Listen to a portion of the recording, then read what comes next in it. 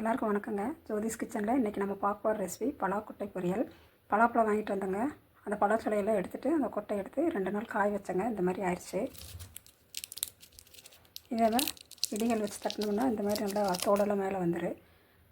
அதை கட் பண்ணி வச்சு குக்கரில் விட்டு 4 விசில் விட்டோம்னா நல்லா வெந்து வந்துடும். அப்புறம் தாளிச்சிக்கலாம். நல்லா டேஸ்ட்டாக இருக்குங்க. அதை எப்படி செய்யுதுன்னு பார்க்கலாம். பலாக்கொட்டை வந்துருச்சுங்க. குக்கரில் நீங்கள் தாளிச்சுட்டுக்கலாம். கடுகு போட்டுக்கலாம். கடுகு போட்டு கடலைப்பருப்பு போட்டுருக்குங்க. நல்லா பொரிஞ்சு வறுத்து வெங்காயம் போட்டுக்கலாம். பச்சை மிளகாய், கருவேப்பிலை, தேங்காய் பூவும் இது லைட்டாக போட்டுக்கலாங்க. வெங்காயம் நல்லா வதங்கி வந்துடுச்சு. இன்னமா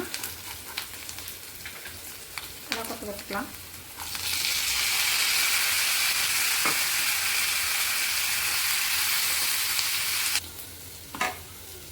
தேங்காய் பூ போட்டுக்கலாங்க.